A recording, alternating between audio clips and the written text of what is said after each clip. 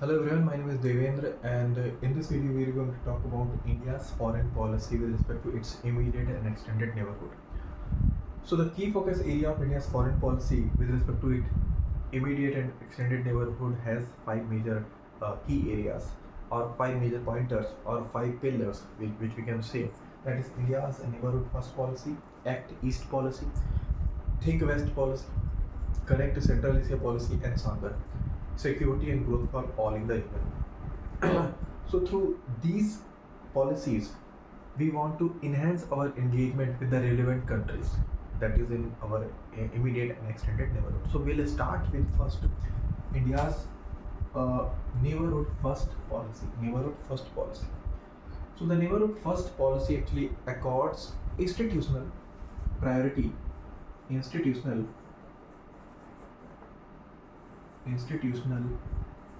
priority and centrality towards India's immediate neighbor. What it does, it accords institutional priority and the centrality towards India's immediate neighbor. It is guided by an approach. It is guided by an approach that is consultative, non-reciprocal,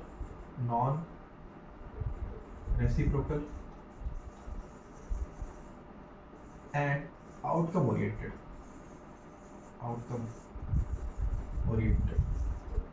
That is consultative, non-reciprocal, and outcome oriented. What does it mean by consultative? Consultative means everything which is affecting the South Asia region will be all the stakeholders will be consulted and a decision will be taken, and then we'll implement the decision.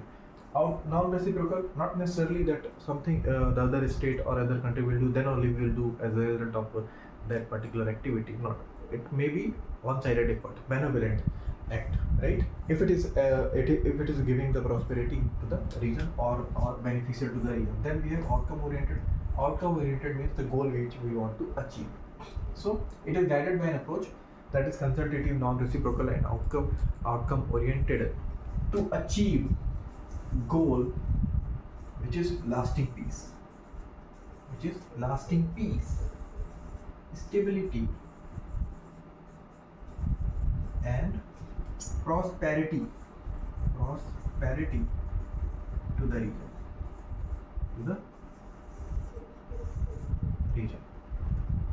region. So what is it? Is guided by the consultative, non-reciprocal, and outcome oriented approach to achieve the goal which is lasting peace, stability, and prosperity for the region. So it actually underlines India's primacy. It underlines the primacy that India wants to attach to its neighborhood countries so as to enhance and upgrade our relationship with the neighborhood. And therefore, India's neighborhood first policy has evolved an institutional priority to all the relevant arms of the government who are engaging and managing our policy with the neighborhood. So this is India's neighborhood first policy. Now we look into the Act East policy. See, all this concept you must remember that you need to put the keyword, then only this concept has a meaning. All these keywords, priority, centrality, consultative, all these keywords has to be there in your answer, and then only this looks good. Otherwise it does not have much value if you do not write the keyword. So now we'll look into the Act East policy, right? So we have done the neighborhood first policy, and now we'll move forward to the Act East policy. So Act East policy has a past. Act East policy has a past because it was earlier Look East policy. So to further enhance our ties with the Southeast Asian region, the Act East policy, which is Look East policy, Look East policy was launched in the year 1992, which was further enhanced and upgraded by the Modi government in the year 2014 in the form of Act East policy.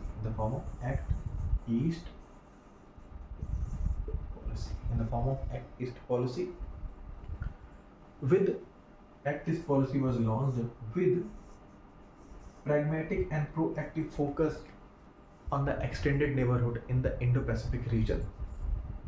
The Act East policy was launched with pragmatic and proactive focus on extended neighborhood in the Indo-Pacific region with the objective. What is the objective? With the objective to further enhance and promote the economic cooperation. To further enhance and promote economic cooperation. Economic cooperation. Cultural ties. Cultural ties. And to develop a strategic relationship with the countries in the Indo-Pacific region. One of the very major key things which Act East policy recognize is the connectivity. Connectivity. So it recognizes connectivity as a key factor for the growth and prosperity in the region. Growth and prosperity in the region. So it recognizes connectivity as a key factor for the growth and prosperity in the region because connectivity brings trade and commerce, the cultural ties between the countries, and trade and commerce result in the growth and prosperity for the people. So the connectivity is not only limited to the physical connectivity, but also include people to people movement, then digital connectivity, then economic connectivity, obviously. So these connectivity are recognized under the Act East policy. Digital connectivity. So recently India has signed an MOU with the Nepal for the cross-border transaction, seamless cross-border transaction.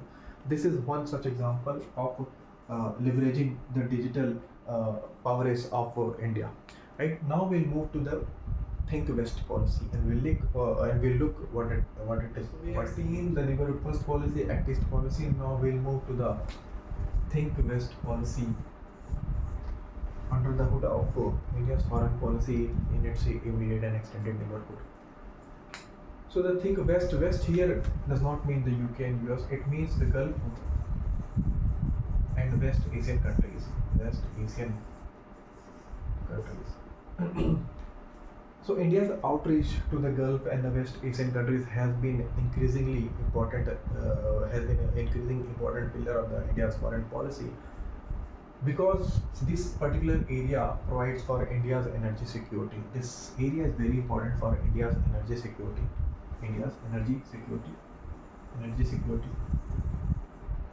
Not only this area also is a home for the migrant worker from the India. So we get a lot of remittances from this particular area. So the welfare of this diaspora, welfare of Indian diaspora, is a high priority area. Welfare of Indian diaspora is a high priority area with respect to Think West policy. And not only this, because of its strategic location of this region, India accords a high degree of priority, and therefore the ties and the relationship with these countries has moved beyond the conventional area of the cooperation. So we want a deep engagement with the Gulf and the West Asian countries. So this is with regard to the Think West policy. Now we'll move forward to the Connect Central Asia policy. So the Connect Central Asia policy actually envisages a deep, meaningful and sustained engagement with the Central Asian region.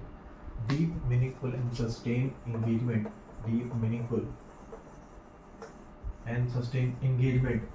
with the Central Asian region. Deep, meaningful and sustained engagement with the Central Asian region. So before we move forward, first we need to learn what does it mean by the Central Asia. So Central Asia means 5 Eastern. So there is Kazakhstan, okay. There is a Kazakhstan, then there is a Uzbekistan, then with Kazakhstan there is a Kyrgyzstan, and then also we have here Uzbekistan, then we here we know there is a Turkey, something like that means here is Turkmenistan,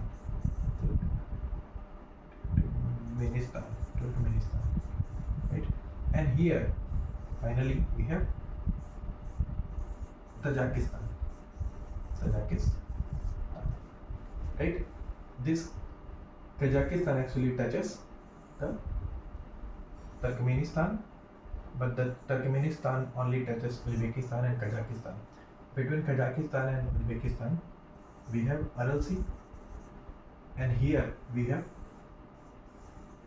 Caspian Sea. Here we have Caspian Sea.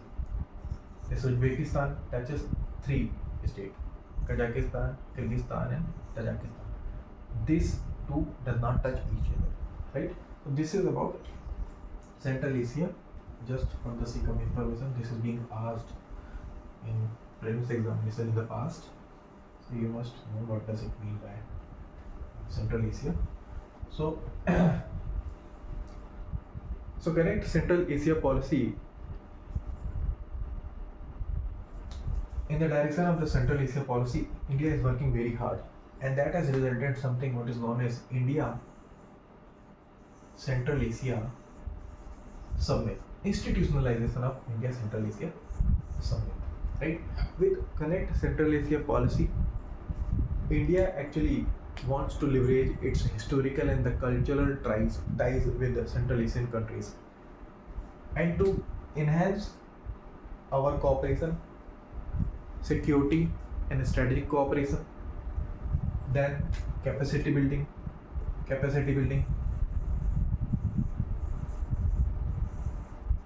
economic and commercial cooperation,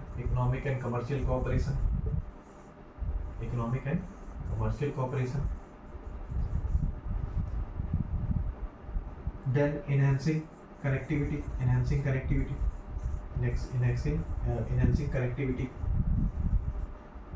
then people to people cultural ties.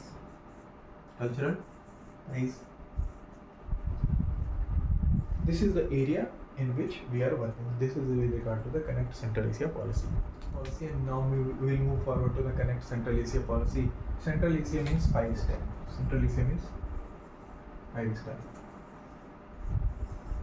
Kazakhstan. Then here we have Uzbekistan. Here we have Kazakhstan, Kyrgyzstan. Then here we have, and here we have Turkmenistan, because here we have Turkey, so we remember Turkmenistan. Then remember is left one is Turkmenistan, Tajikistan. Okay, so between Kazakhstan and Uzbekistan there is a Aral Sea. Here it touches the border like this, and here we have Caspian Sea, right? Turkmenistan does not touch Tajikistan, right? Uzbekistan touches all Kazakhstan, Kyrgyzstan, Tajikistan, Turkmenistan, right? This should be remembered because this comes in the prelims examination, right? So, Connect Central Asia policy. So, the Connected Central Asia policy envisages a deep, meaningful, and sustained engagement of the Central Asian region. Deep, meaningful, and sustained engagement of the Central Asian region. And in this direction, India is working hard, and that has resulted in something what is known as India Central Asia Summit.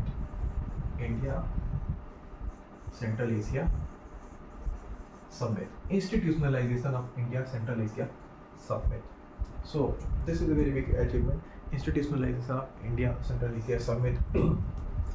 So Connect Central Asia. Through Connect Central Asia, India wants to leverage its historical and the cultural ties so as to enhance and strengthen our strategic and security cooperation. Then capacity building.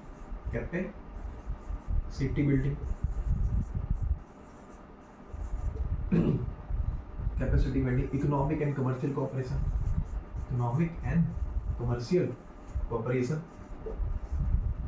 Then enhancing connectivity.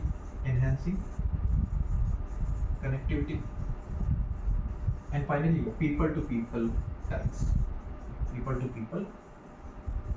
So this is all about the Connect Central Asia policy, and now we'll look finally, the Sagar, security and growth for all is well. We have seen the current Central Asia policy, and now we will move forward to the Sagar, security and growth for all in the region. Sagar means security and growth for all in the region.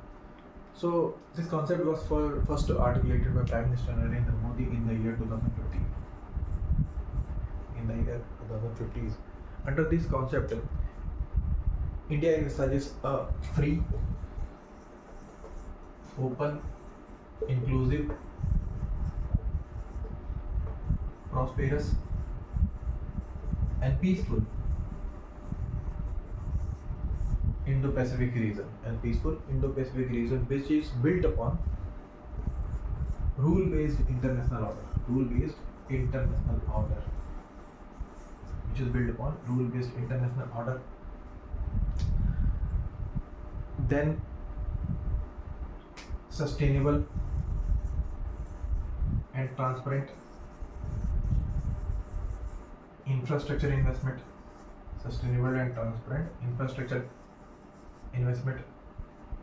rule-based international order, sustainable and transparent infrastructure investment, unimpeded lawful commerce,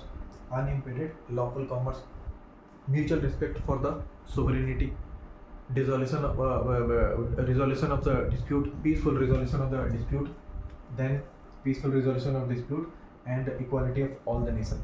And guided by Sagar, India is heavily contributing in the field of connectivity, capacity building, enhancing people-to-people ties, then creating awareness regarding the illegal, unreported fishing, then disaster management, sustainable development.